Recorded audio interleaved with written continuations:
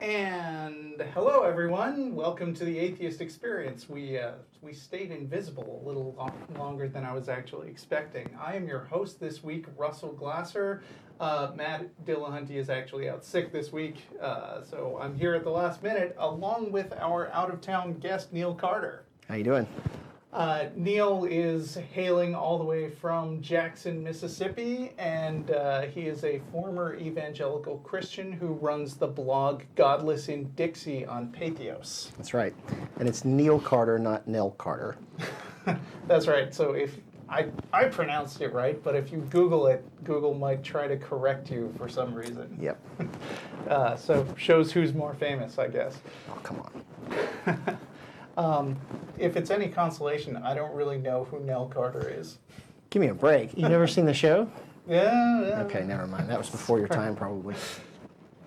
Today is Sunday, January 17th, 2016. We are a live call-in, internet-based atheist TV show broadcasting from Austin, Texas, dedicated to promoting positive atheism and the separation of church and state. You can catch us live every Sunday on YouTube or Ustream. The official Atheist Experience website is www.atheist-experience.com. You can also provide feedback by commenting on the official show blog at freethoughtblogs.com/AXP, or you can email us at tv@atheist-community.org. If you enjoy this show, you should also check out our related podcast, The Nonprofits, which is currently airing on the first and third Wednesdays of every month at 7:30 p.m. You can find links from the Atheist Experience website, and the next Nonprofits will be recorded live this Wednesday, January 20th. And as always, the cast and crew of the Atheist Experience will be going to dinner after the show at the Threadgills North location, 6416 North Lamar, arriving around 6:30 p.m., so come on down. So I just came back from your lecture at the library, and of all the things you said, I want to thank you the most for calling out the fact that eating babies joke about atheists sucks. It's so old. Okay, guys. We seriously need some new jokes. These Yeah. are dead. It's like every time somebody says, "Hey, yeah, come on down to dinner. We've got babies cooking," and I'm like, "That's so hilarious because people already think atheists are creepy and immoral. So let's reinforce that, please." Tell me a little bit, or tell the audience a little bit about yourself, Neil. Okay. So I'm from Jackson, Mississippi, and I still live there. My background is very religious. I grew up Southern Baptist, and most of what I write about is unpacking what it's like to go from being a religious person to being an atheist.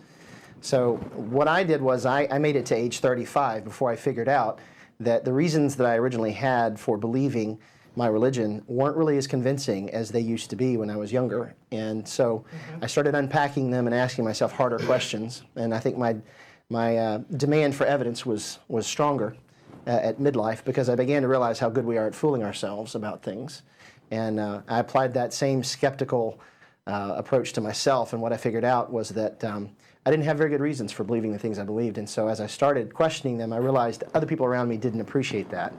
And very quickly they began to pass moral judgments on you. You surely are asking these questions because you want to be free from constraint. You know, you want to be able to live in sin, or you want to be able to get rich or have more sex or whatever it is that they think your motivation is.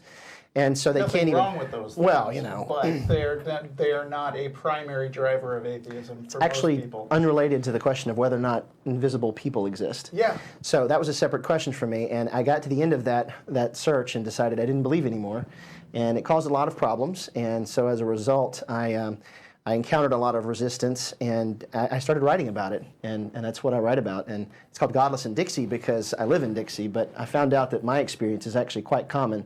People all over the country have similar experience because their world is very religious too.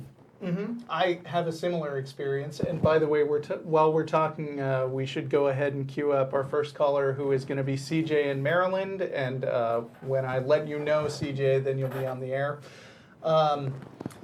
Yeah, I am one of those outsiders that you talked about during your talk because I was raised by a couple of secular Jews, and my experience has been very different from a lot of people who are atheists, because most of the people I know do come from religious backgrounds, and you are right that it's a constant struggle to relate to some of the things that religious people say, and understand them and their way of thinking, and treat them not like idiots, but as people from a different background. Right, and one of the things that I often have to explain is that if you're a former insider like myself, you're less likely to look down on other people for believing those things, even if they seem very silly and very strange to you at this point. You're less likely to condemn them as being dumb because you remember a time that you believed those things as well. And so you identify and empathize with people who still believe those things, which means that the way you approach talking people through those beliefs is going to be different. I'm less likely to speak down to somebody because they still believe things, even if I think that they're absurd at this point. And I've learned that as well with a lot of experience doing this show and talking to a lot of people from different backgrounds, because I think I have a wide range of experience speaking to a lot of people with many different beliefs who sincerely try to explain what they believe, and they come from all different backgrounds and have these different things that they think, and they a lot of times our audience will come at us with feedback and say that I can't understand how you can talk to these stupid or crazy people from their point of view. Right. And empathy is really important in trying to have actual constructive conversations that are going to be of interest to people. Well, one of the fastest ways to shut off conversation with me is when someone begins with a sanctimonious or condescending tone. Right. And I get that on the blog a lot. People want to engage in debate, but they can't do it in an adult way, or what I would call adult. They start off slinging insults. And I shut them off. I'm just not interested in being treated that way. So it's the same thing on the other end. If we treat them by insulting them, I don't think they're going to listen to what we have to say. Yeah, of course. And so somebody will come at me and say, for instance, what you said, oh, you are just an atheist because you don't want to have any restrictions on your sex life or whatever. And in my head, I go, well, that's not my reasoning at all. So here's this person who's coming in trying to tell me what I think instead of just asking me what I think and listening to the answer. Well, I was taught that you don't know what you think. Of course. Because the heart is deceitful above all things. So that's part of the problem is a lot of people feel entitled by their religion to tell you what you really believe. And they know you better than you know you. Right. And because I they've can't deal got with God that. whispering in their ear. Exactly. It's very difficult to reason with that. So I need them to at least lay that aside for just a little bit if they can, and many of them can't. Right. So coming at it from a position of fostering understanding is important for both atheists and theists. Yep. And so CJ, are you on the line? Nope, they didn't queue him up. Okay, never mind. Wait. Still there, CJ, now just are you on the line? jump down. We can't hear anything in here. So, yeah. What else? Any good jokes, good stories? Well, I know this one about eating baby. And then there's the one about the number 666, right? Yeah, Because that's the other one that we've got. I don't get that one so much. One of the things that we get a lot when people email us is, oh, and CJ, anytime you're on, feel free to just shout out. I'm not sure. Like, I haven't heard any sound in this room so far, so I hope that somebody has made sure that the speakers are working properly. Let's see. One of the things people will write in with is, like, you're all terrible people and you're all going to hell. No, haha, just kidding. I'm an atheist like you, but I gotcha. It's like, Yeah, you're going to need to work on that a little bit. Yeah, it's not quite don't give up your day job on that one. No. Well, let's see what's going on in the news this week. Headphones? Do we have headphones? Oh. Hello? Right! We're supposed to put on headphones at the beginning of the show. We have headphones. That's awesome.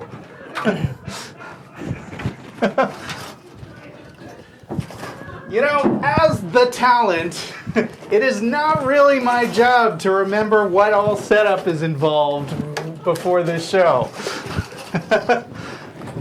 Because at the old studio, we had microphones. Here you go. Okay. We had speakers right there in the studio. And what do we hook this up We to? come up with new comical ways to screw this up every single week. So has CJ been sitting there screaming and hollering and Probably, saying, yeah. hey, hello? I don't. Oh, here we go. Here's the other pair. All right. Hey, can you hear CJ now? Hello? Did you hear him? Hello?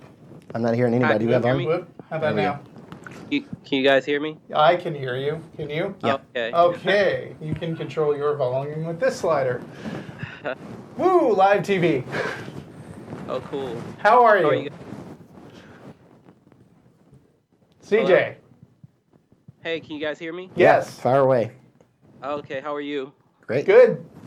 Awesome. I don't want to try and make it long or whatever like that. I'm certainly no authority, but I'm kind of like going through something now.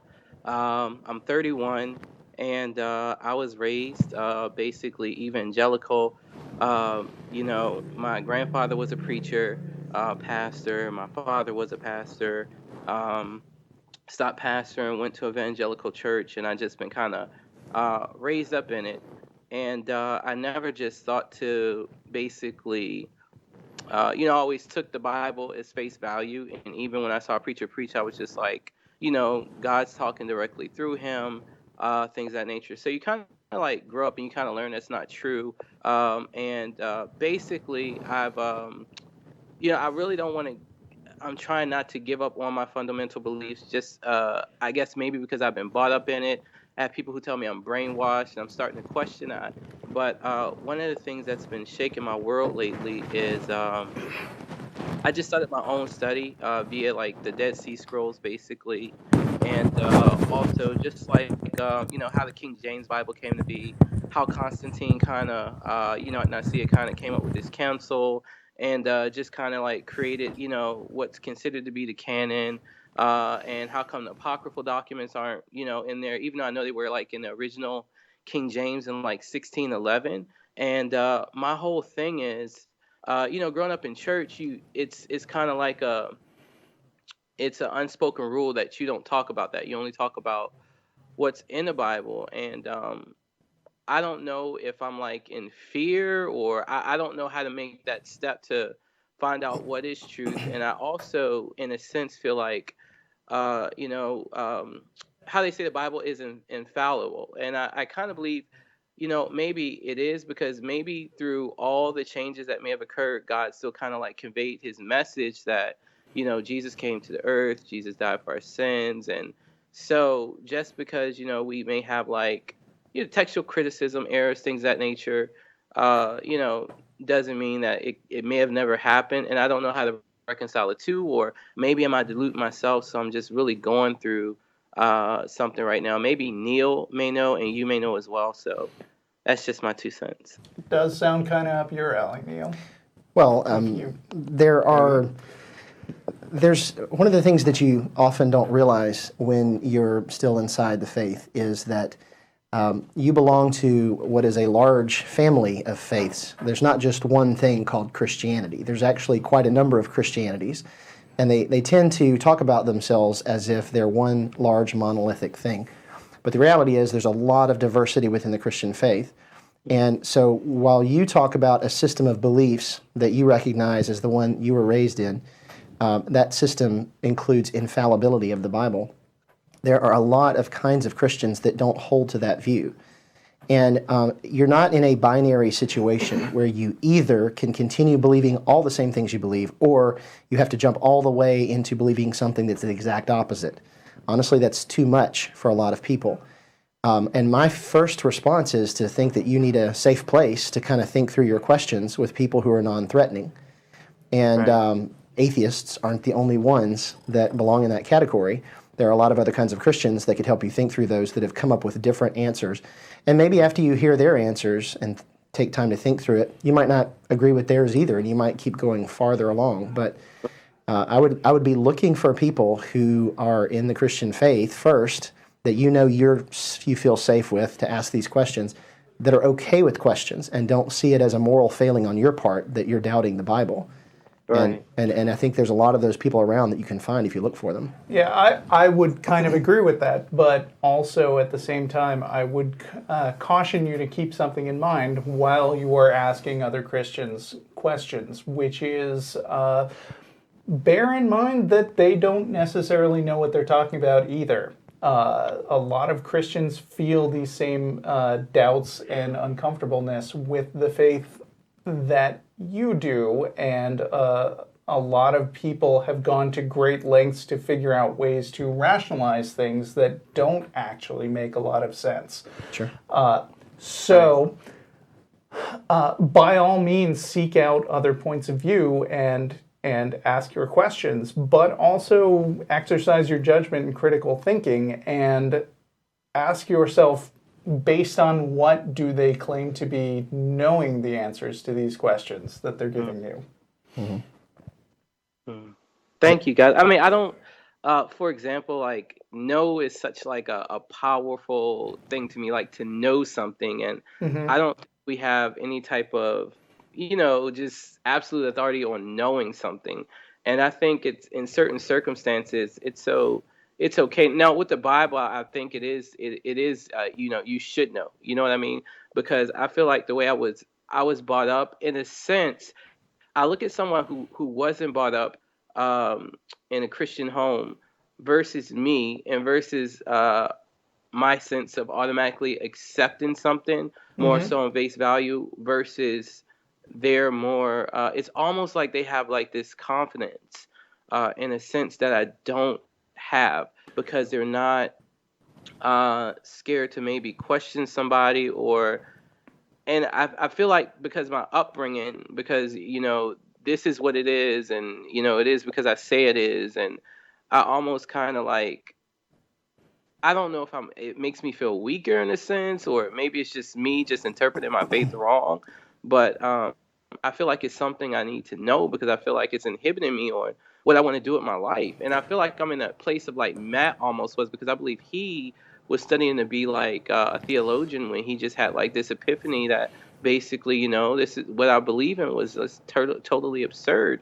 And I'm like at the same point in my life, because I feel like, if I'm going to do it, I have to do it all the way. I just don't want to be fake. So yeah, I also want you to keep this in mind, which is that a lot of religions, and I'm not necessarily saying all of them, but quite a lot of them have this central message that it is a good thing to just believe what you're told, and it is a bad thing to doubt and ask questions. And that basic message might be a part of what is making you uncomfortable about where you're at now. But you should also consider that that is a very useful message to people the world over who are trying to sell you something that doesn't really make sense. So if you were to go to a used car salesman and he was trying to sell you a junk car, but he also was somehow able to tell you, oh, by the way, it's really bad for your health if you do research on cars. Right. Right. Well, and my advice too there would be that over time, I've come to value the uncertainty that people have who are good at thinking through questions and realizing that they don't know everything. Confidence is not as useful to me as it once was. And I think that comes from getting out and getting to see how many different people who believe very opposite things are equally confident that they are right. And the more you get exposed to conflicting beliefs, and the holders of those beliefs are all equally confident that they're right, the more you start to realize that confidence is a very thin veneer. And one of the things that I often say is that certainty is the currency of fundamentalism. The more that you have, the richer you are inside a fundamentalist mindset. But it's the opposite where I am. I actually am more drawn to people who aren't so certain that they've arrived at the end of all truth. And the people that I look up to and respect the most are the ones who they answer questions as best as they can, but there's always that ending point that says there's an opening for more information, that we don't understand everything. I'm drawn to those kinds of people because they tend to mislead me less. Right. Thank you guys for that. Sure. Okay, well, good luck to you, CJ, on trying to figure out where to wind up. cool. Yeah, Thank seek you. out Maybe more I'll give you folks. guys a call back and I'll finally find out. Okay. All right, have a good day. When you When you've find got the out, truth. don't forget to apply to that Nobel Prize also. Right. Thank you. All right. See ya. Our next caller is going to be, I guess, Hamish in Scotland.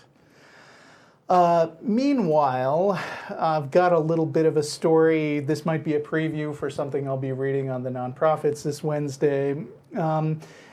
So there's a school in Tulsa called Oral Roberts University.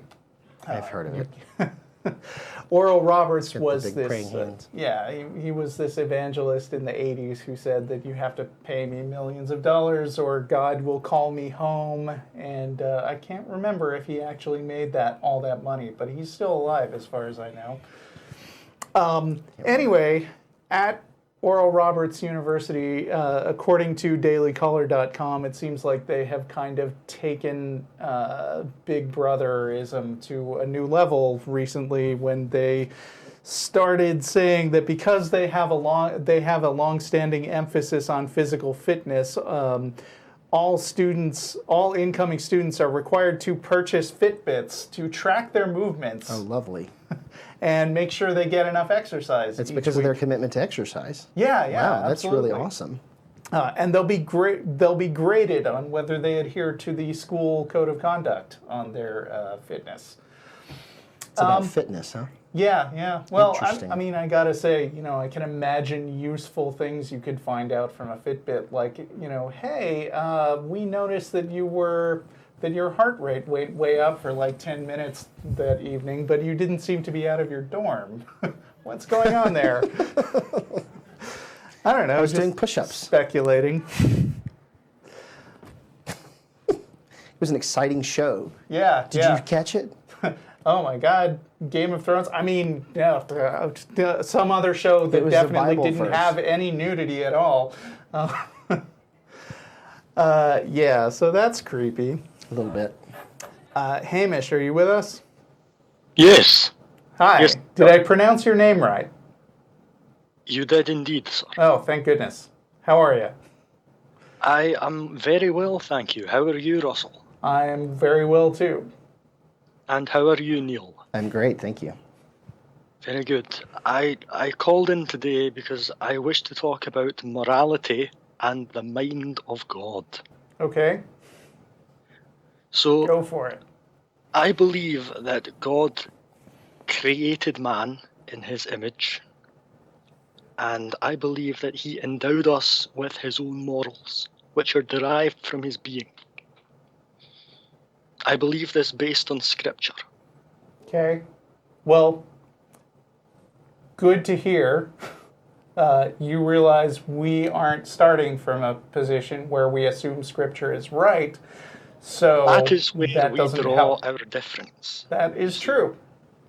So I am troubled. I am deeply troubled by the atheist movement because I believe, I'm sure you know what I believe, it is not good for you. We're listening. Yes, you do believe that.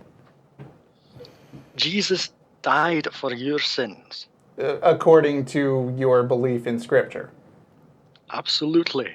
Right. That is what I believe. Mm-hmm. We don't. And I find it, well, that's the thing that I object to, because you see, I'm not sure you are telling the truth there. Okay. Well, this actually touches on something that Neil was saying earlier, which is that at his talk earlier, obviously you didn't hear it, but it is difficult Apologies. well, you couldn't have heard it unless you were in Austin at the time. Can you tell me what it is that you think that we are incorrect about, what we don't believe? You don't believe in worshipping Jesus. Right. But True. what did you say was that are we lying about something? Well, yes. I mean, if somebody died for your sins, wouldn't you respect that person? It would depend on the reason. Like if I walked up to some, if I walked up to some homeless guy in the street and he whipped out a dagger and said, "Hey, I'm dying for your sins. You're welcome right now," I'm not sure I would respect that or feel at all comfortable with it, and I'd try to stop him. Well, and Hamish, there's another problem too that I think you're certainly aware of. You said that our morals are based on the mind of God, right? Absolutely. Okay, so if our morals are rooted in Scripture, and if they're rooted in the mind of God, and an example of morality that you just gave is that one person can pay for the misdeeds of another, then if you could extrapolate that into human society and try to imagine a justice system based on one person going through the sentences for another, that wouldn't be a very just system. If one man commits a murder and another man goes to jail for that murder, we would say an injustice has been done. So I would say that there's a flaw in that moral system. The idea of vicarious suffering is actually an inconsistency within that moral system. But you fail to take into consideration that Jesus was not mere mortal, and we are not to do as God does all the time. We are inherently different from God. Now you started out with similarity, though. Yeah, in what sense would you still say that we get morals from God if we are supposed to act differently than God? I will explain. Like if God, yes. If there is something that we shouldn't do, would you call that bad? I can explain. Okay. God creates. Humans merely exist and destroy and suffer, but we cannot destroy God's creation fully. God is all-powerful, and humans are all weak. God is all-loving, and humans are all sinful. Do you understand what I am saying? I understand what you're saying. I just think it's a terrible philosophy. Kind of sad. I will explain. No, I mean, simply, you can explain all you want. I'm just letting you know that I disagree with you. Does not mean it is true. Huh? Just because the philosophy may be sad does not mean it is not true. Yeah, that's what I tell people that say that they can't imagine a world without God and that it would make them depressed. And I would say, well, just because it makes you sad doesn't mean it's not true. I agree with that. I'm just saying it's not a very good moral system from where I'm sitting.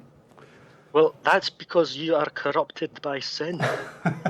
Which is always a good selling point when I'm trying to convince someone of something. I start off with, you're bad, so now let me give you the good news. Right. I am right about everything, and everything you disagree with is just because you're a terrible person. Well, you're fallible, though. So are you. But right? God is not. Well, how do you know?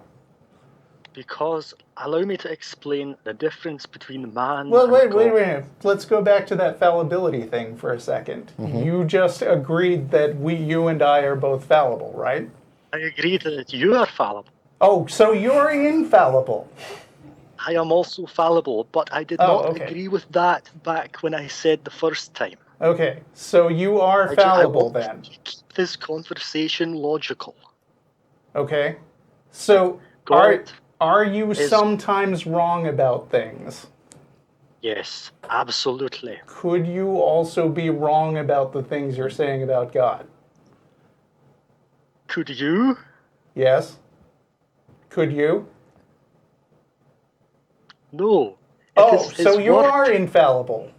Congratulations, I'm happy for you. Just because I am right about one thing, not mean. How do you know you're right about that one thing? Everything. Hamish, if I could interject, please. One of the fundamental flaws, besides the discontinuity that we've just pointed out, you begin by saying human moral system is based on God's morals, but then, so you start off by saying we're similar to God in that sense, and the argument is that we're created in God's image, and that's why our morals are like... That's not what I said. Okay, but hold on. I did not say that human moral systems are based on God. Okay. I am saying that human moral systems should be based on God.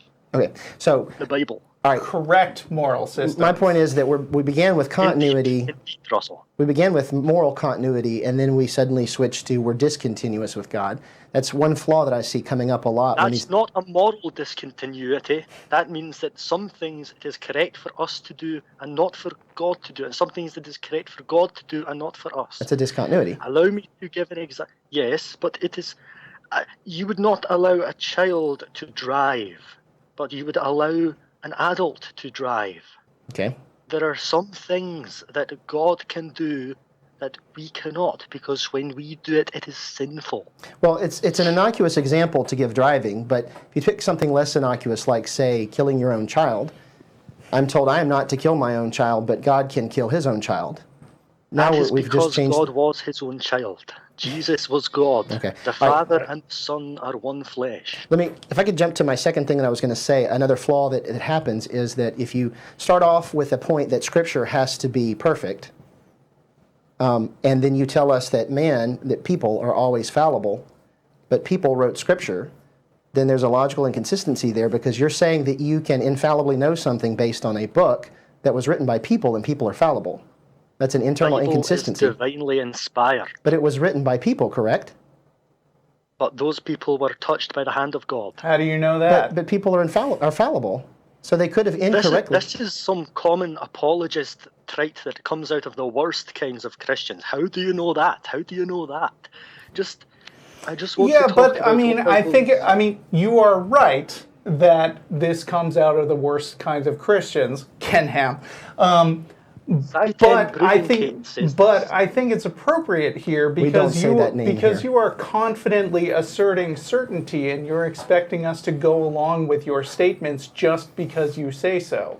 And while it may be annoying and childish in certain cases, and I absolutely acknowledge that, I'm not really on board with you just telling me a whole bunch of stuff and then saying, and this is true and I know it, without asking for details about where this information came from.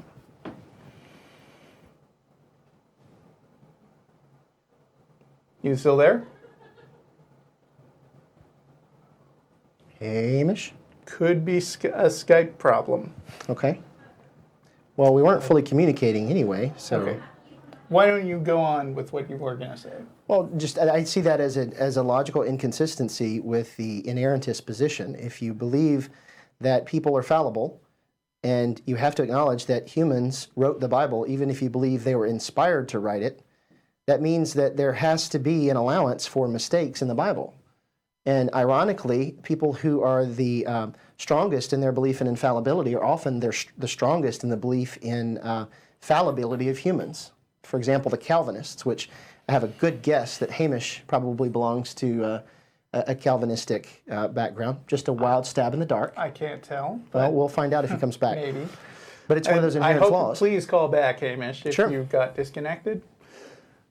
But it would help if next time you started by giving reasons for something rather than just making sweeping statements and assuming that we're going to just start there at the same place you are, because we don't start by saying, yes, Scripture is correct. That's not a starting point for us. So we're not having a real conversation at that point. And when you're trying to communicate with somebody, you should start by attempting to understand where they're coming from. Because, for instance, if I say I don't believe in God or the sacrifice of Jesus, and you tell me you're lying, then it's pretty much like, well, okay, I know I'm not lying. I can't convince you that I'm not lying. So there's not very many places for this conversation to go from there. Right.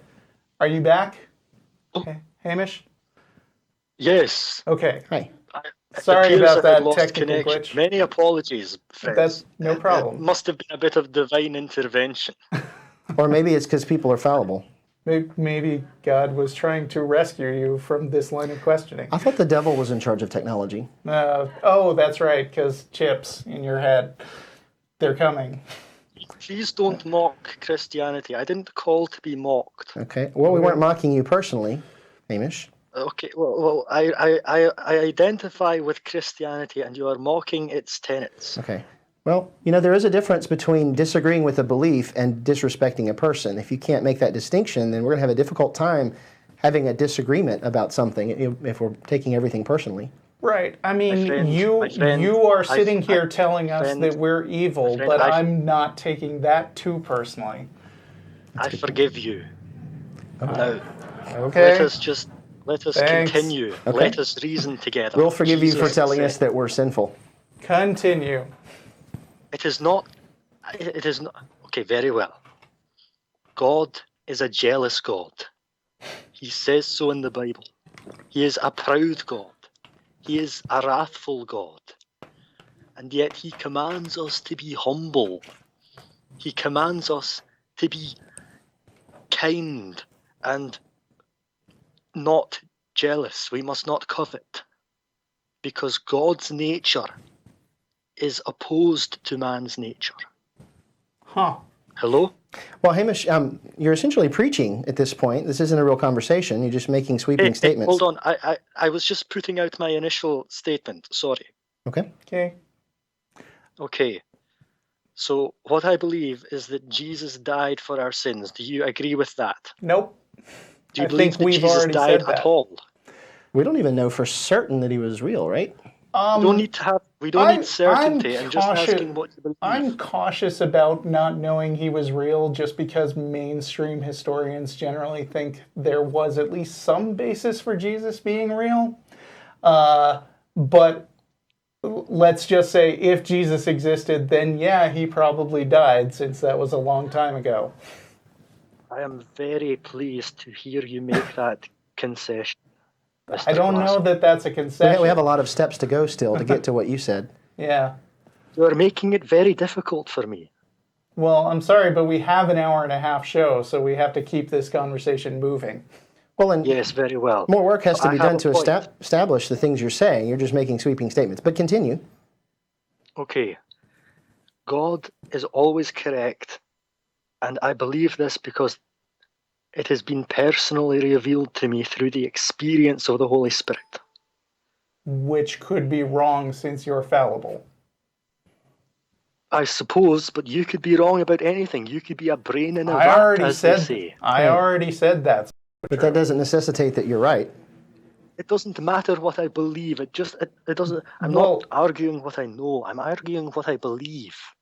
Yeah, And we don't. I already acknowledged that you believe all these things.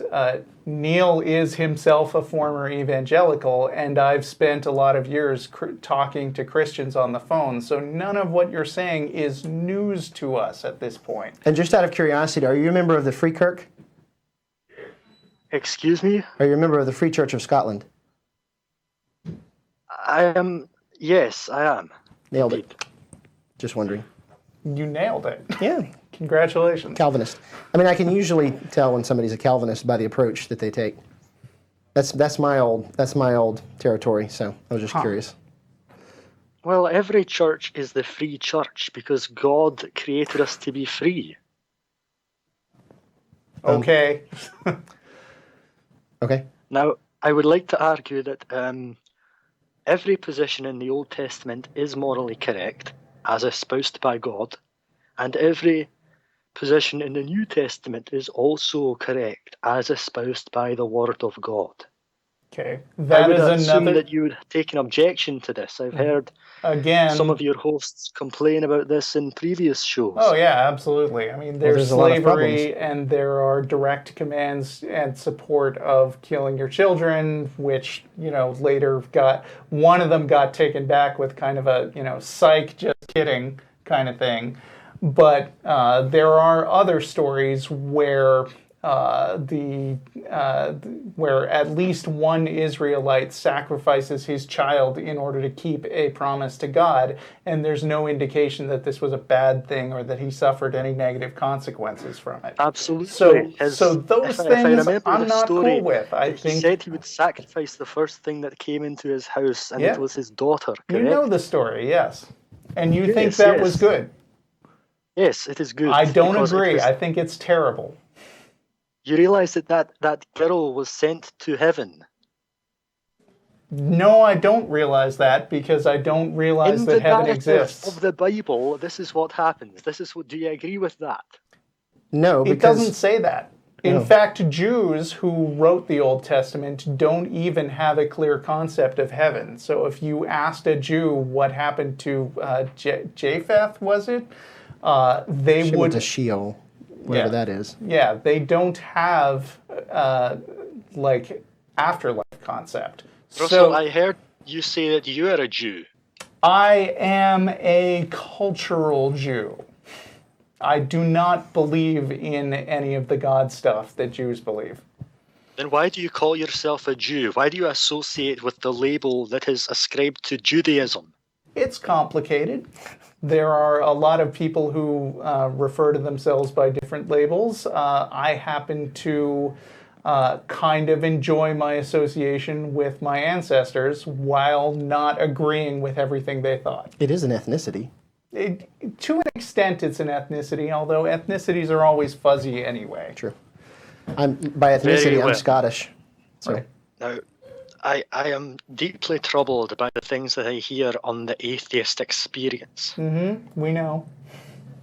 And I'm trying to convince you to give up the Atheist Experience. Okay. Have you tried? Have you tried just praying that we would stop? I have. Did And it I work? believe that my prayers were answered by God telling me that I must be brave and call in. Oh, well, thank you for calling in because I do appreciate hearing it from you. You are very welcome, sir. I'd like to know if you'd care to make a wager about whether this prayer will succeed and by when. It will absolutely succeed by the when? time God decrees. So 100 years from now, maybe? It will succeed within due time. Within what? Due time. Oh, not due due time. Not due time. Yes, in Scotland we say Jew rather than do. It is a cultural phenomenon. Yes, I'm sorry about misunderstanding. Calling you a Jew then. But, that doesn't seem like much of a prediction. So it doesn't seem, I actually can confidently predict that the Atheist Experience will end within due time also, but I have no idea when that is, and neither do you. So how do we know if your prayer worked or not? I didn't call in to talk about how I know that my prophecy will come to pass. I called in to talk about this. Okay. And that is that the Lord laid on Jesus Christ the sins of us all. Do you agree you have sinned? How many times are you going to ask whether we agree with something that you know we don't? Do you agree you have done wrong? Hamish, we're not really having a real conversation here. You're repeating things that we've heard many times before, and it's not really progressing as a real conversation. Allow me to take a different approach. You want to wrap this up? Well, the problem is what you're saying. we have other callers that want to have discussions that will not be consisting of making sweeping statements that can't be defended and then just asking us if we'll accept them or not. This is maybe good for a church service. Well, my point was I would ask you if you agree with something, and if you disagree, I would explain why I am right. We don't need more explanation. That's not how this works. Right. This is not a show where you just get to call and lecture us and explain that you're right. This is a show where you call and we discuss your opinions. There's a give and every take. time that we try to respond to what you're saying, you either take offense or you change the subject. That's not working for me. I think we need Here to is move a on. question for you then. This is your last shot, Hamish. Yep. Last question. Make Have it good. you ever stopped to consider the consequences of being wrong? Yes. Okay. Thanks for I think we need to move calling. on. Thank you. How do you feel about this? Next. Great.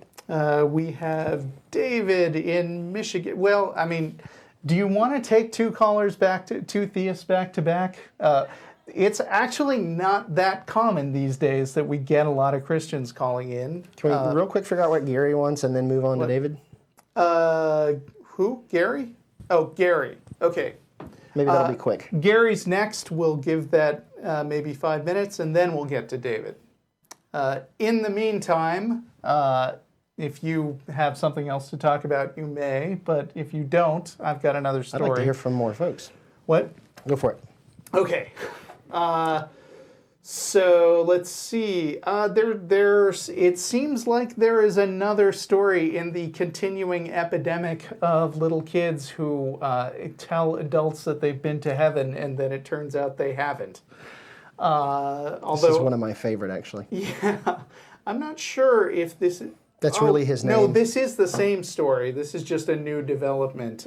There's this kid called Alex Malarkey, and you don't forget a name like that. That's the guy who was involved in the last I want to know story. what Christian publisher agreed to publish this story with that name. Yes, the story was The Boy Who Came Back from Heaven, not to be confused with the other story, Heaven is for Real, by Todd Burpo. And the latest development in the story of Alex Malarkey is that a major Christian publisher has announced that it will stop selling The Boy Who Came Back from Heaven, which is interesting because it has been several months now since it was first announced that it turned out he was just lying for attention. And that's not just me criticizing him, that's what he said. Well, it's been pretty detrimental to that entire industry because they have a name for that. It's called heavenly tourism. Ah. And it's a genre in Christian publishing. You know, it's been around for a while, and it's always sold very well. But this Malarkey story, in the best sense of the word, is kind of putting a blemish on the heavenly tourism market. So most of the Christian publishers, like Family Christian Bookstores and others, have pulled these titles, not just his title, but all the titles in the heavenly tourism. It does, because it's really it's reduced the credibility of the stories, even among the Christians. It's starting to sting. Yikes. So, yeah, that's bad. Yeah, I mean, funnily enough, it turns out that if you take like a 6-year-old who has been steeped in Christian culture all his life and encouraged to believe a bunch of things and given positive feedback and praise and rewards when he says what the adults want to hear, surprise, he says what adults want to hear. And partly because, and I wouldn't call this sinful, but 6-year-olds don't have as well developed a sense of the difference between true and false things. Well, and just when you're in the world that keeps reinforcing it, you know, they were leading these children to keep crafting their stories in a certain direction. It's pretty clear. And that's sad and pathetic and borderline child abuse. Well, Malarkey admitted that he was encouraged to do that in order to get money from people so that they could take care of their hospital bills. Huh. So that was the problem with that one. Yeah, the ends justify the means. Morality. Okay, Gary in Jackson. Oh, your town. So that's why I'm curious. Yeah. Gary? You there? Yes, I'm here. Hi, Gary. Hi there. How are you, Neil? Great, and you? Russell, great to see you as well. Hi. You are one of my favorite hosts, by the way. Oh, thank you very much. Yes, Neil, I just moved to Jackson, I guess about 14 months ago. October of 14, I think it was. And I work at the Harley dealership as a technician. And I'd seen some of your videos in the past, being an atheist in Mississippi, which you and I both know is quite rare. Yes. I think I saw that you are a math teacher. Is that correct? I was until recently, yes. Did that have anything to do with your atheism? You mean why I was teaching math or why I quit teaching math? Or why you quit? Well, actually, it's yes to both. I was teaching history and ran into so many problems with parents misinterpreting what I was saying when they found out I was an atheist that I decided that math was going to be less problematic because there's only so many things you can say to get yourself in trouble teaching math. But then I at least temporarily quit teaching so that I could devote more time to doing some of the stuff that I'm doing now, helping an organization called Recovering from Religion build some small groups and then also to keep working on some writing. And yes, one of the reasons why I took a year off of teaching is because it got more and more difficult to be a teacher who is an atheist. Well, I can understand that totally. And I'm actually from Columbus, Mississippi. I lived there, born and raised there, which is about 150 miles northeast of Jackson. Yeah. I just, like I said, about 14 months ago, thereabouts, maybe 18 months, moved down to Jackson, and I took this job. And I thought Columbus was a very religious community, or religious town, but Jackson, it absolutely blew my mind. I could not believe how religious it is here. It is. It's almost satanically cult. I'm serious. Okay. I know it's Right. say it's satanically cult like it's like, oh, if you don't believe in God, you're just the devil. Right. Well, and what I've been explaining to people is that when I first started writing about life as a Southerner who's an atheist, I thought that only Southerners would understand what I was experiencing, but I found out that this is actually a problem everywhere you go in the United States, the farther you get away from a city. And the difference is that in Mississippi and Alabama and places in the Deep South, it's that way in the cities too. That's the main difference. It really is. And here's the thing. I actually, because I didn't have a bank account here at the time when I moved down to get my cash checks, there was a place down in Florence, just south of Jackson. I'm sure you know where it's at. That I have to pass called Barry's Catfish and Seafood. Oh, yes. And they have this huge ass cross. It's like 150 feet tall, maybe 200 feet. I'm not sure. I think it's 120 feet. Well, I was pretty close. You know what I'm talking about, I do. right? I do. It's gaudy, giant thing. It's insane, is it not? That's actually the second one. The first one is farther up in the state. Really? There are two of those in the state. Really? Mm-hmm. Oh my God. It cost Oh my God! See, couple look $100,000. Look what society has done to me. Yep. Welcome to Mississippi. Now, I was born here. I'm just I never bought the myth. I just Yep. never bought it. My grandmother took me to church when I was 7, 8 years old. I started asking in Sunday school too many questions. They asked my grandmother to not bring me back. Good for you. And I've never been religious. Well, congratulations, and feel free to look me up on Facebook because there is a community, an atheist community. It doesn't meet often, but in case you ever want to be around like-minded folks, I can help you connect with them. Well, cool. Well, it's great to see you, what you're doing, the work you've done, Neil, and Russell, you as well, you and all the atheist community. All right. Of all, is it of Austin, is it yes. right? You're in Austin, Yes. Russell. All of y'all, I'm proud of all you've done, and thank you to all of you. Thank you Thank very you. much, Gary. Bye. And we are going to go to David next, and talking about the fact that we are in Austin. Just a reminder that the studio, which is the ACA Free Thought Library, is open to the public when the show is airing, as well as Friday and Saturday afternoons. So anybody is welcome to come on by and also to join us for dinner at Threadgill's after the show today and every Sunday. It is the Threadgill's North location, and I'm not going to rattle off the address right now because our monitor seems to be out in the studio, and so some useful ask about information I could be getting from it is not visible to me right now. But Threadgill's North, after the show, we'll be there around 6:30. And David, are you on the line? Yes, I am. Hi, how are you? I'm good. How are you? Very well, thanks. So I've seen a few of your episodes on YouTube, and it kind of drew me in, and I thought I'd call you guys up. Okay, good to hear from you. Thank you. I'm not a presuppositionalist, so that might relieve you guys. Oh, thank God, so to speak. So, What do you I want think to about fix by saying that presuppositionalists? I'm just curious. what's that? What do you think about presuppositional apologetics? Just curious. I'm very embarrassed by them, Oh, frankly. good to hear. I guess at least we can agree on that. Okay. So, I want to preface by saying that this is not an argument against evolution. I myself I hold theistic evolution. Okay. Okay. So, So, we're close to the same page on a lot of things, although you probably believe that God guided and directed evolution in some way, and we don't. But Of course. yeah. All right, so this is called the evolutionary argument against naturalism. I'll start off by asking you guys a couple questions. Here we go. Do you agree that we are the product of natural selection alone? Natural selection alone is a tough one to answer So because it's like even philosophically loaded. Is what it even is. in the even in the field of evolutionary biology, there are various. I mean, first of all, natural selection alone is misleading since variation and mutation and heredity are also important components.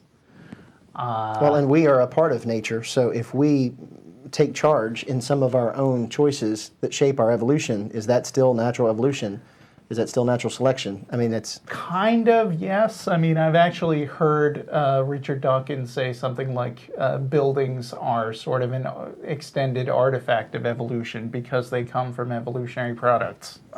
point but- being, you've got a loaded question there. So if you could leave off the last word, we are a product of natural selection. Does that help? Right. It's That- complicated, that though. works. All right, so you guys agree that we're the product of natural selection. In That's part, basically, yeah. from what I understand, what evolution says. Okay.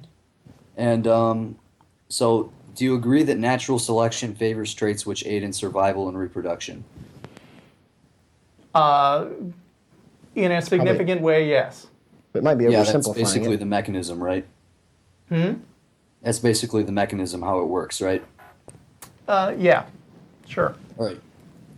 So, does natural selection favor philosophical insight, scientific acumen, or mathematical skills? I really don't think it does. I don't think natural selection favors true beliefs about ultimate reality. At best, if we're the product of natural selection, we can expect to be good at finding mates and hunting down food.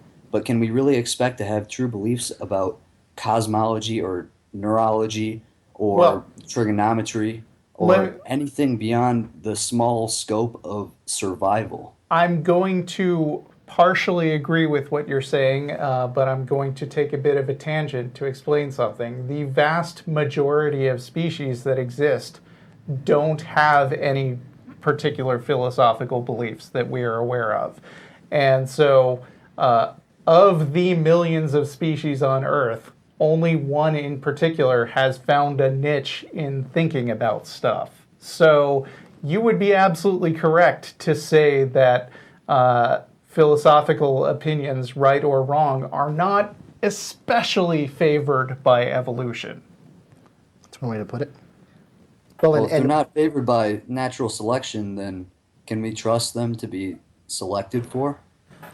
Well, I don't know if this will help with the question, but when you asked whether natural selection picks favorable traits, the fact is it depends on at what point in the process you're asking the question. At what point in the natural selection process are we right now? Are we in the middle of being selected out over a very long period of time? And we can't really say which traits will turn out to be favorable and which ones won't, because we can only say that retrospectively, looking back in the past. We can say which traits were beneficial and which ones weren't. But who's to say whether or not philosophical reflection is going to turn out to be something helpful for us or not, Right. as far as evolution is concerned? But I would also agree that having correct philosophical beliefs is in no way required by evolution. Not only in other animals besides humans, but even in humans themselves. You know as well as I do, Neil, and so do you, David, that humans believe a wide range of ridiculous things. Obviously. I mean, even if we aren't necessarily going to see eye to eye about Christianity, we can agree that a lot of Muslim beliefs are completely nonsensical. We can agree that people believe a lot of really ridiculous things politically, and we can agree that people believe all sorts of weird, fascinating conspiracy theories like we never landed on the moon or there are alien lizard people living among us. Those people aren't dead. So just as you said, there is no evolutionary requirement for people to eventually arrive at true beliefs. It's irrelevant to the question of whether or not the beliefs are true also. Right. I'm having a hard time on can you explain the last thing that you just said, that it's irrelevant to whether the beliefs are true? Well, whether or not a belief is favorable for the survival of the species is actually a separate question as to whether or not the belief is true. Yes. Beliefs which are not true could still, in some way, benefit a species. That doesn't actually mean that the belief is true, if that makes sense. They're two separate questions. Yeah, exactly. So, by natural selection, there's no guarantee that we'd have true beliefs about ultimate reality. Of course not. I mean, I just listed all the untrue beliefs that people have, so it's not only correct that there's no guarantee, it's really obvious. Okay, great. So, you have a defeater for your belief in just about anything beyond finding mates and hunting down food. So what about your belief in God then? Well, I'd have a defeater for that also, but that's assuming that naturalism is true. I believe So, that well, we're made. your defeater is just nothing we believe is guaranteed to be true. Yeah, We it's not- already know that. I mean, you've not really taken a defeater. very long route to make that point where you could have just said in the beginning, do you believe that not everything is guaranteed to be true that you believe? And I just would have said yes. Well, any beliefs that are formed by cognitive faculties which were formed for the purpose of survival alone There's your can't be mistake. trusted for anything other than survival. Well, there's your mistake. Why does it have to be only for survival? Well, natural selection cares about survivability and reproduction. It doesn't Yeah, care about but- science or math or philosophical insight. It only cares about whether a species survives and Yeah, whether you're it can, right, but there's a whole lot of range within a surviving species that effectively makes no difference. I mean, art isn't required for survival. Paintings, music, sex is required for survival in the sense that it propagates the species, but like kinky recreation. sex Right. is not in any way guaranteed by evolution. But so what? That's the range of things that people do that are orthogonal to the fact that they can survive. As long as they're doing things that don't immediately kill them or make them stop reproducing. I've got to use the word orthogonal in conversation in the future. Yeah, That's fantastic. Well, I'm a computer I science think guy. you guys make a good point there. I think that you say that art isn't beneficial to survival, I'm and not that's saying- true. I'm not If saying it our can't be. cognitive faculties are just the byproduct of natural selection, then if they are reliable, then it's just like a vestigial tale. It's just a lucky coincidence. That's all it is. It's just a happy accident. In a way, maybe. But the point is, it's But- irrelevant to the truth or non-truth of a belief. The point is just that it doesn't have I'm to be not necessary claiming for that survival. naturalism is true or is false, I mean, You because called this an our- argument against naturalism. it's against our belief in naturalism. If naturalism is true, then we have no But you're not reliable framing basis for this- saying it's true. You're not framing this as an argument against a belief in naturalism or an argument against a belief in anything in particular. All you are saying is, in general, we should mistrust absolutely everything we believe, whether it's naturalism or theism or anything at all. You're making a generalized argument against believing things. Exactly. If our Okay. cognitive faculties are the product of natural selection acting on random mutation, then we can't trust any beliefs that we have, including our belief that naturalism is true, or that God exists, or that theism is true, or any of those beliefs. That's why we ask for And We evidence. don't just trust those beliefs. We come up with ways to evaluate them. But anything we do with our cognitive faculties, even finding out ways to evaluate them, are based on the assumption that we can come to true beliefs with our mind and with our thinking capabilities. If we Nothing can't you've have said. reliable Nothing. beliefs Wait a minute. about Wait a minute. ultimate Nothing reality- you've said so far has established that it is impossible to arrive at true beliefs. All you've demonstrated is that you can't demonstrate, or all that you've stated is that you can't just blindly assume that every belief you arrive at will be true. You haven't even made an argument that it's impossible to discover true things. Shall we talk about the philosophy of science? Well, I think that's irrelevant here. I think the point is that on other worldviews, right, on Christianity, you have God who makes us in his image, so we have that rational capability to So your discover the solution, universe. so your solution to not knowing things confidently is to just make something up and say, "I know that thing is true because I say so." this isn't an argument for Christianity. I'm saying that on my worldview. Yeah, but I mean, let's not beat around the bush here. We know that's where you're going, so don't. No, this isn't. Don't This need is not to an be argument too for coy. Christianity. I'm just making the point, the side point, that on my worldview affords reliable cognitive faculties, and yours does not. If our cognitive faculties are the product of natural selection, then we can't trust anything we believe, even the belief that our cognitive faculties are the product of natural selection. Okay, do you agree that people believe a lot of bullshit? I mean, is this Of in course. dispute at all? Of course, that's true. People So do. we are in agreement about this, right? Yes. Yes. I'm still stuck on the part about Where where are you we seem going to next? think that natural selection has to create circumstances which are favorable to the survival of the species, because it depends on what you mean by that. Mutations of various kinds happen in every direction, both favorable and non-favorable. When we refer to natural selection, we are looking back retrospectively after the fact to say which things were beneficial and which things weren't.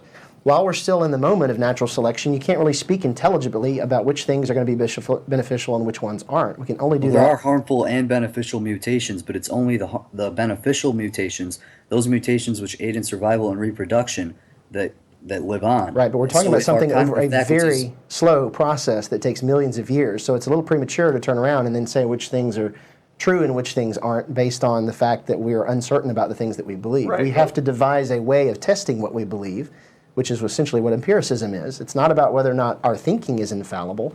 It's about developing a system of testing our beliefs. Right. Let me put this another way, though. Not all species have legs, right? Sure. So legs are not required for survival, right? Mm-hmm. So that means that evolution can't ever produce legs, by your reasoning. Let me think about that for a second. You said that legs aren't required for survival, right? Right. Okay. Well, they help in survival though with other They species, do, like with and us. They help so us in do survival. true beliefs in some cases. Just But because true beliefs aren't don't necessarily required help us for in survival. We can have false they, beliefs but that they help us in often survival. do. If you develop some kind of pathological belief that you are a bird and can fly and you jump off a cliff from it, that inhibits your survival, right? Of course, but here's the thing. Beliefs that aid in survival and reproduction are vastly different from beliefs about ultimate reality. My dog doesn't jump off cliffs. He knows otherwise, but he can't ponder metaphysics. Yeah, your dog has instincts that keep him from jumping off cliffs. But Yes, because those beliefs aid in we've survival and seen a reproduction. lot of times that people can override their instincts if they get a crazy idea in their head, like, hey, I bet if I flew this plane into a building, then I could actually not die, but I could live forever and get a bunch of sex slaves in heaven. That's not a true belief, and arguably it ended the survival of a whole bunch of people who believed in it. So that does affect survivability. Now, I'm not saying that everybody has to have only true beliefs in order to survive, but the only thing that evolution is concerned with is, does something grant a survival advantage? And I would say that in the case of people who have developed higher brain functions, which by the way has been a very a fairly successful offshoot of the evolutionary tree. Depends on who you ask. Anyway. I mean, I think it's been successful at least in the sense that there's shitloads of us now. We're all Certainly over have the populated. place. Yep. Yes. Well, and interestingly, that belief that flew people into buildings didn't go away after that. It's Right. going to continue because it has mechanisms kicked into it that preserve the belief, whether or not any empirical observation demonstrates it. And that's the problem with beliefs, is they can continue for a long period of time without empirical verification. That's true. But also crippling mutations can go on. I think you were just saying this, right? That mutations that are disadvantageous do happen. Yeah, In and they fact, can go on for long periods evolutionary of theory time. relies on it. All this is unrelated to whether or not a belief is true. Right. Well, I'm not claiming that naturalism is false because we can't have true beliefs if naturalism were true. I'm saying that we wouldn't be able to reliably believe that naturalism is true if Why our not? cognitive faculties weren't reliable. So we couldn't trust in that belief. That's why we devise tests of our beliefs. Problem But solved. those tests are based on the assumption that we can make tests in the first place, But that do we can they have work? unbiased Right. tests. And Yeah, but you know what? We've been doing this for a long time, and it turns out we can. And we know that based on the fact that, like, human life expectancy has increased, and there have been a lot of technological advances that have made us generally more comfortable and well, more not populous. necessarily. Beliefs can aid in survival and be useful to us without being true. Think about Ptolemaic astronomy. It predicted the motions of the heavens nearly perfectly, but it was false. You have to be. It has to be replaced by something better that uses the same tests. So unless you come up with something better than empirical observation for determining whether a belief is true, then you don't have an alternative yet. Well, I mean, What's your that's alternative? just one example, though. There's plenty of false beliefs that could aid us in survival and be completely Here's useful the thing. to us. For Here's example, something I if don't really believed- understand, though. Are you saying that maybe Ptolemy had it right? I'm not saying Ptolemy had it right. I'm But saying you are apparently saying that we don't have any way to evaluate any beliefs as correct or incorrect. it was an analogy. I was showing that beliefs can be false and still help us out without necessarily being true. Likewise, Yeah, if but we- aren't you also saying that we have no way of evaluating whether beliefs are correct or incorrect? I'm not saying that. You're not I'm saying saying- that. If Ptolemy was wrong, but his belief in the Ptolemaic universe was useful to us, and it appeared true.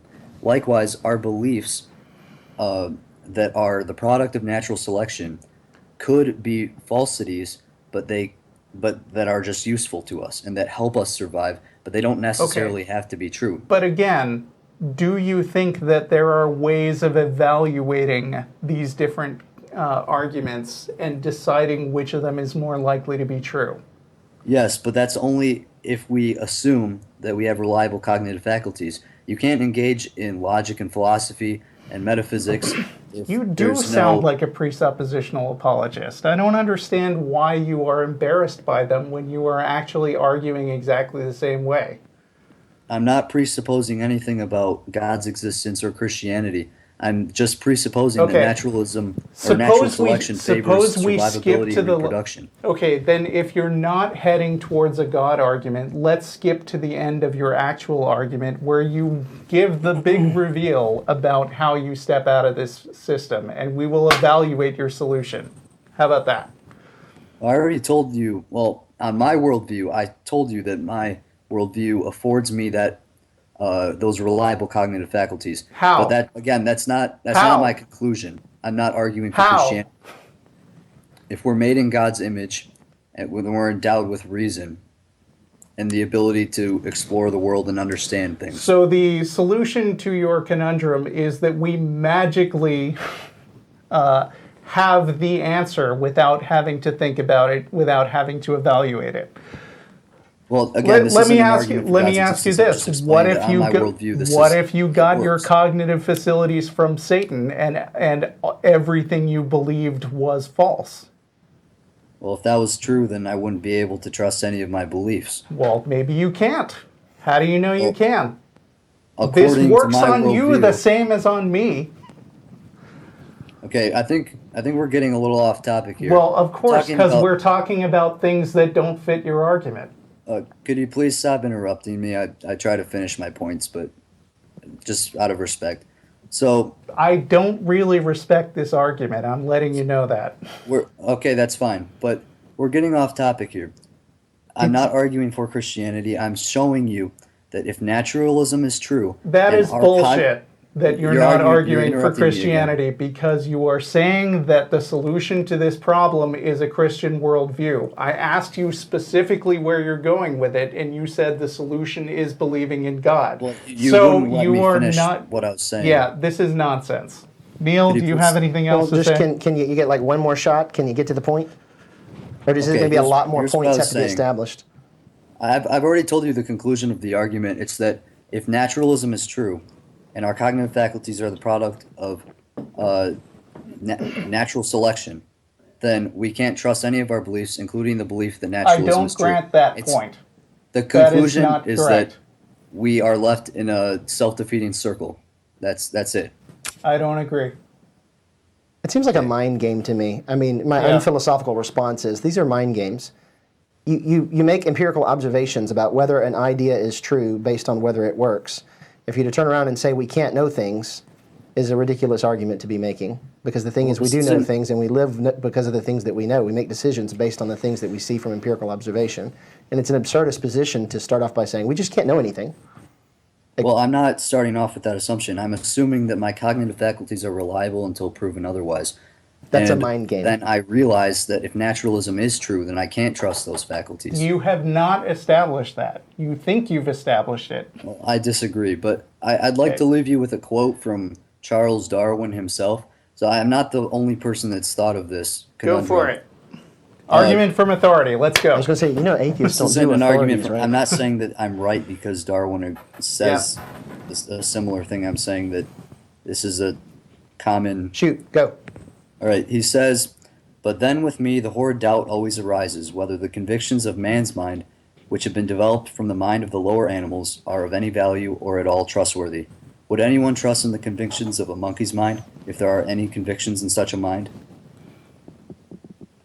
Okay. Thanks All right, for calling. thanks, guys. While we queue up Dustin in South Carolina, and we're going to go on for like another 10 or 15 more minutes. But Neil, I'd like to hear you expound on your points about doubting things. During your talk, you made some points about the distinction between people who express certainty. Mm-hmm. And you know what I'm talking about? Yeah, well, I mean, and on the show, I think it was that I said that certainty is the currency of fundamentalism.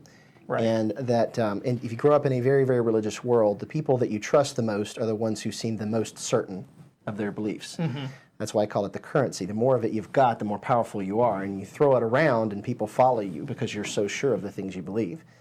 In the free thought community, it's not quite the same. I think that a lot of times I end up distrusting the people who are certain that they know what they know. The cockier they are, the less drawn to them I am, because my own progress in my life has come from questioning things. And that's how I got to be where I am. So the people who are certain that they've arrived at the truth, I'm not going to get along with them very well. At any point that I think I've got everything figured out, I know that 10 years later, I'm going to look back at what I thought before and think that was dumb. Or even if it wasn't right, I mean, even if it was mostly right, I didn't hold to it in the right way, and there's a more mature way of looking at it, maybe a deeper way or a more nuanced way. It's almost one of the things that makes it difficult to be a writer. Anything I write now, I'm going to be embarrassed by 10 years from now. It's not even that I might be wrong. I've had that experience a lot. Well, I wrote a book as a Christian. You can go out and read it, and I'm like, oh gosh, I can't believe I said that. But the problem is that I feel that way always. I feel that anything I write now is subject to change, and I hope that 10 years from now I look back at the things that I said now and think that was a really shallow way of thinking about it. I hope that 10 years from now a lot of the stuff that I say now sounds immature, because it means that I've progressed and I've grown. Right. And so that kind of an uncertainty and self-doubt is essential to me to being a free thinker, and I am repulsed by the confidence that people throw around in church. Right. The whole concept of faith in Christianity is, or has always struck me. Are we queuing up Dustin, by the way? Just reminding you. The whole concept of faith has always struck me as basically saying it is a good thing to start with a belief and have unwavering, unflappable confidence in that belief, regardless of what else you may find out. And when we talk to a lot of Christians who are dealing with the sort of scientific way of building up information about the world, they're basically uncomfortable with the idea that we are continually basically discarding old, incorrect ideas as we move forward, right? And find better stuff. Right. One of the common arguments that I get is that science can be wrong. Right. And they point at, like he did a minute ago, right? They're saying, so at a different time, science believed this, and now science believes something different. Isn't that a bad thing? that science gets things wrong and that it changes its mind about things. And I would say it's just the opposite. The fact that science grows and changes is one of its strengths. Right. A belief system that doesn't change after 500 years is not capable of learning anything new, and that's a problem. Things that were taught in religious subcultures in the 1500s, many of them are still being taught exactly the same way today. And so the belief system is not capable of self-correcting.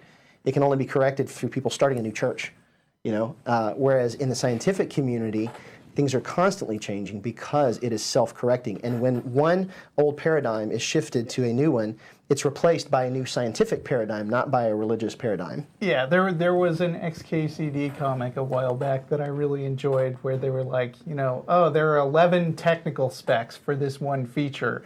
Let's get rid of them all and come up with another one that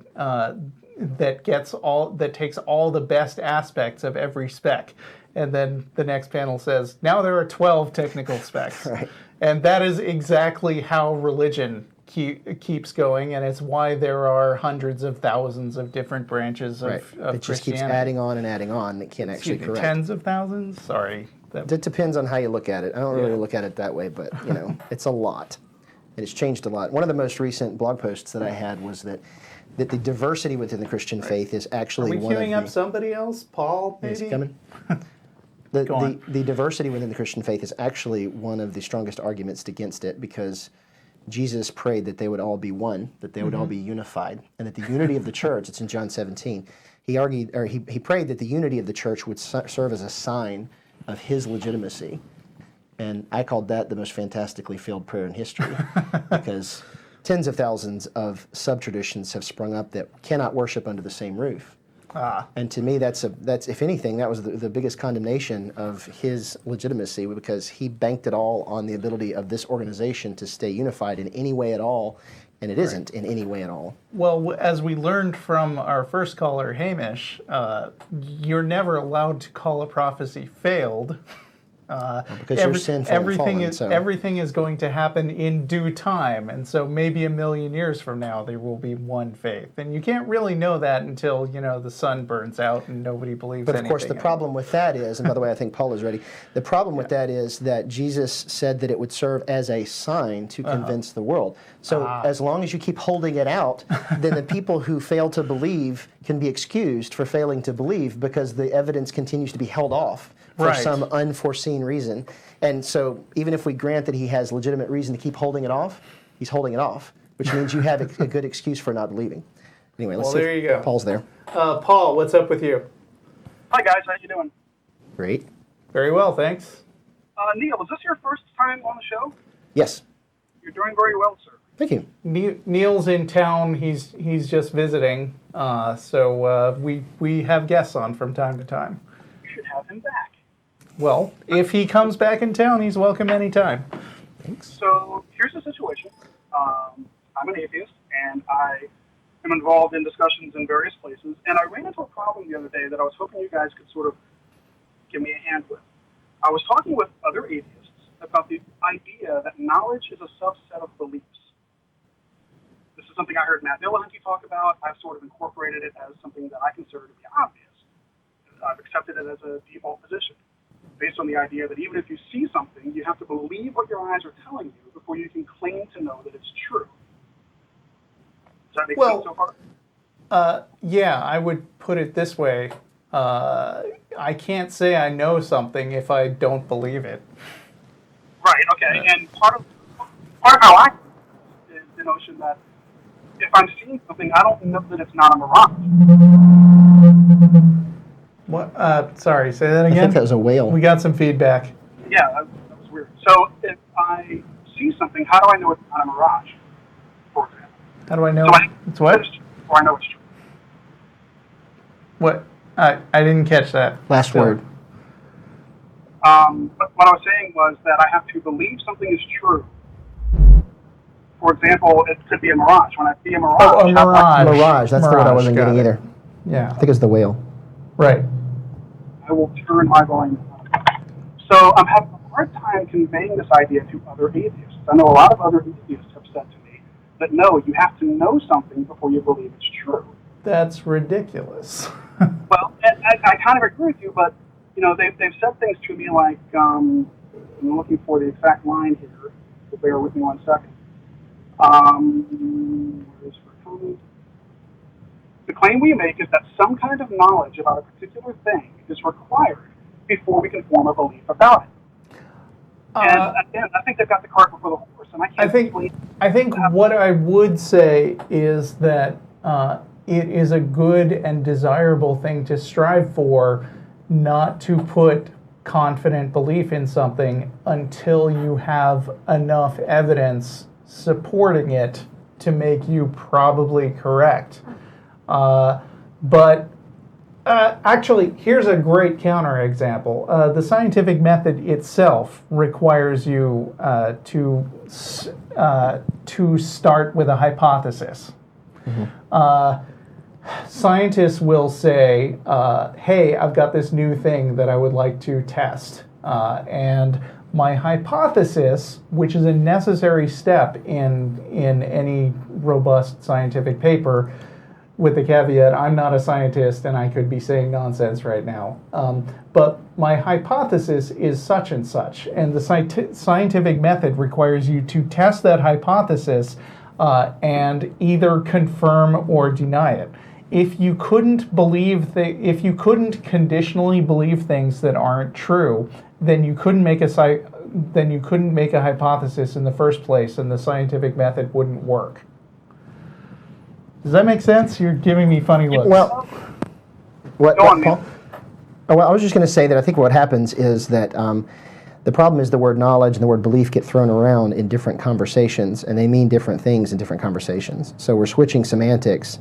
When I'm trying to discuss the matter of belief and knowledge with a Christian, a lot of times I have to be really careful with how we're defining those words, because they say that they know things, which I want to redefine as believing things. And we go back and forth a lot with how we use those words. But in a separate conversation that's more about epistemology, the words belief and knowledge get a different relationship to one another.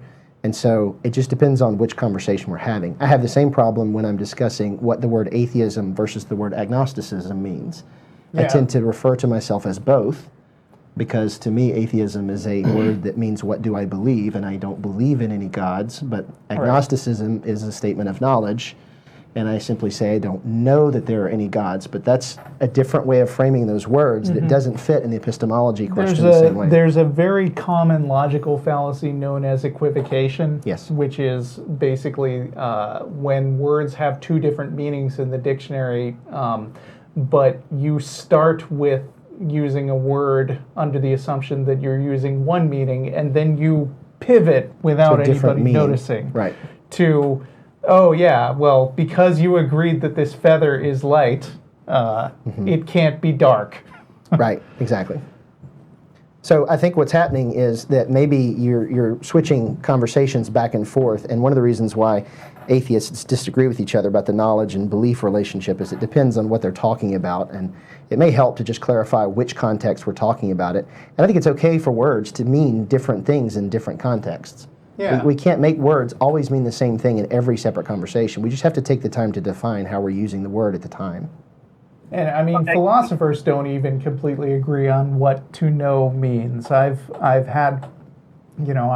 gotten something that is confidently accepted by one philosopher and rejected by another. Right. So people don't have like a complete handle on this.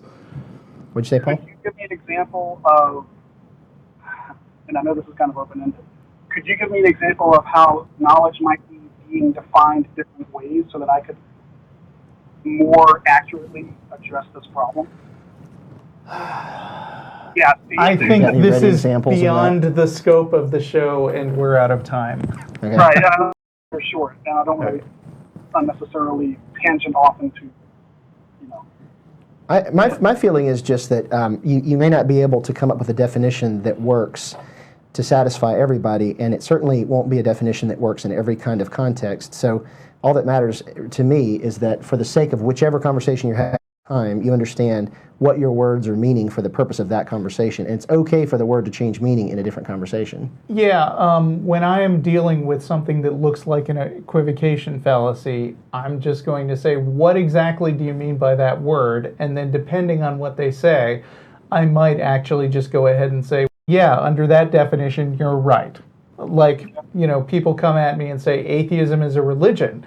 And then I say, what do you mean by religion? And they say, it's a set of beliefs about the world. And I'm like, okay, if that's what religion means, then yeah, atheism is a religion. So because conversations only advance by people being able to talk about the same things, like you've been saying. And agreeing on the meaning of terms. Also, if atheism is a religion, I'm ready for my constitutional protections to kick in any day now. Right. And also the non-profit status. Would be great. Okay. Well, All right, sir. Thank you for your help. Thank you for calling. And I'm going to say that's our show. And thank you very much, Neil. You've been a great guest. Thank you. Thanks for coming to town. And we'll see you guys next Sunday.